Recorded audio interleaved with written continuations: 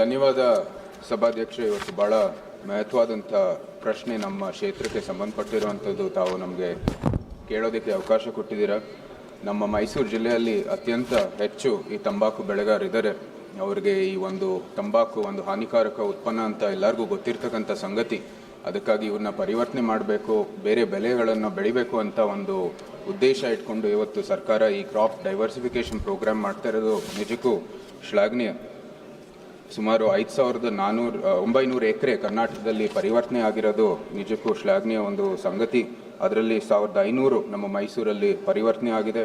879 hectare ನಮ್ಮ ಈ ಕಳೆದ ವರ್ಷದಲ್ಲೇ ಪರಿವರ್ತನೆ ಆಗಿರೋದು ನಿಜಕ್ಕೂ ನಾವು ಸರ್ಕಾರಕ್ಕೆ ನಮ್ಮ ಅಭಿನಂದನೆಗಳನ್ನು ಸಲ್ಲಿಸಬೇಕಾಗಿದೆ. ನಿರ್ದಿಷ್ಟವಾಗಿ ನಮ್ಮ ಪ್ರಶ್ನೆ ನಮ್ಮ ಮಾನ್ಯರ ಒಂದು ಸಚಿವರಿಗಿರೋದು, ಈ ಒಂದು ತಂಬಾಕು ಬೆಳೆಗಾರರ ಒಂದು ಏನು ಕ್ರಾಪ್ ಡೈವರ್ಸಿಫಿಕೇಷನ್ ಪ್ರೋಗ್ರಾಮ್ ಇದೆ, ಇದನ್ನು ಇನ್ನೂ ವಿಸ್ತಾರಗೊಳಿಸಬೇಕಾಗಿದೆ. ಮತ್ತು ಇನ್ನೂ ಹೆಚ್ಚು ಪ್ರದೇಶ ಈ ಒಂದು ತಂಬಾಕು ಬೆಳೆಯಿಂದ ಪರಿವರ್ತನೆ ಮಾಡೋದಕ್ಕೆ ಸರ್ಕಾರ ಏನೇನು ಕ್ರಮಗಳು ತಗೊಂಡಿದ್ದಾರೆ ಅಂತ ಈ ಒಂದು ಗೌರವಾನ್ವಿತ ಸದನಕ್ಕೆ ಹೇಳಿದ್ರೆ ನಮಗೆ ಭಾಳ ಒಂದು ಸಂತೋಷ ಆಗುತ್ತೆ. अध्यक्ष महोदय, माननीय सांसद जी ने एक महत्वपूर्ण प्रश्न पूछा है. एक तंबाकू एक वाणिज्यिक फसल है किसान के लिए, परंतु हेल्थ डिपार्टमेंट ने ये जब सर्वे किया तो उसमें आया है कि तंबाकू से बहुत बड़ी मानव की समस्या खड़ी हो रही है, और विशेष तौर से कैंसर की. इसलिए तंबाकू जो खेती किसान कर रहा है उससे उसको दूसरी फसल के ओर ले जाने के लिए, प्रोत्साहित करने के लिए सरकार ने 5 साल में अनेक काम किए हैं.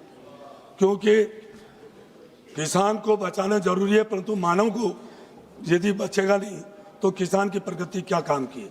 मैं कर्नाटक सरकार को मैं धन्यवाद देना चाहूँगा कि उन्होंने 30,000 एकड़ से भी ज़्यादा जो तंबाकू की खेती की जो फसल है वो कम की गई है, और दूसरे खेती की और विविधीकरण के अंदर वो गई है.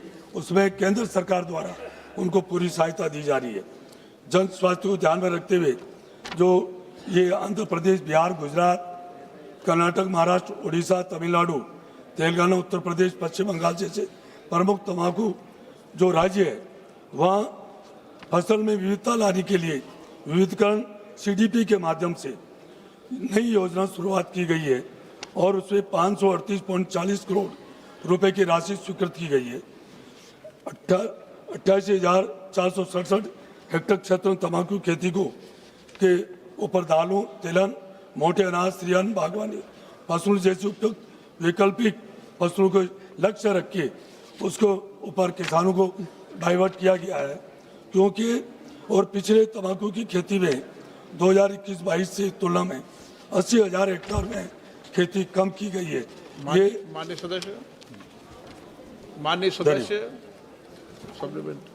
ಧನ್ಯವಾದ ಸಭಾಧ್ಯಕ್ಷ. ನಂದು ಇನ್ನೊಂದು ಪ್ರಶ್ನೆ ಇರೋದು, ಈ ತಂಬಾಕು ಬೆಳೆಯಿಂದ ಅವನ್ನ ಪರಿವರ್ತನೆ ಮಾಡೋದಕ್ಕೆ ನಿರ್ದಿಷ್ಟವಾಗಿ ಯಾವ್ಯಾವ ಬೆಳೆಗಳನ್ನು ಬೆಳೆಯೋದಕ್ಕೆ ಏನು ಪ್ರೋತ್ಸಾಹ ಕೊಡ್ತಾ ಇದ್ದಾರೆ, ಅದ್ರ ಜೊತೆಗೆ ಅದು ತಂಬಾಕು ಬೆಳೆ ಅಷ್ಟೇ ಆದಾಯ ಸಿಗ್ತಾ ಇದೆಯೋ ಇಲ್ವೋ ಅಂತ ದಯವಿಟ್ಟು ಸಚಿವರು ಉತ್ತರ ಕೊಡಲಿ. अध्यक्ष महोदय, फसल विविधीकरण कार्यक्रम CDP के माध्यम से पहले मैंने आपसे निवेदन किया था. प्रधानमंत्री राष्ट्रीय कृषि विकास योजना PMRKVI के अंतर्गत 13-14 से मूल हरित क्रांति राज्यों, जैसे मैंने कहा जो 10 राज्य है, वहाँ हमने इस कार्यक्रम का उद्देश्य अधिक जल खपत वाली धान, पश्चिम उत्तर प्रदेश और हरियाणा और पंजाब में जहाँ ज़्यादातर पानी की उपलब्धता है और वहाँ फसल की जा रही है, इससे डाइवर्ट करके हम दूसरे दलहन, तिलहन, मोटे अनाज, पोषक अनाज, कपास और कृषि वानिकी जैसी वैकल्पिक फसलों की ओर वृद्धि करने के लिए केंद्र सरकार काम कर रही है.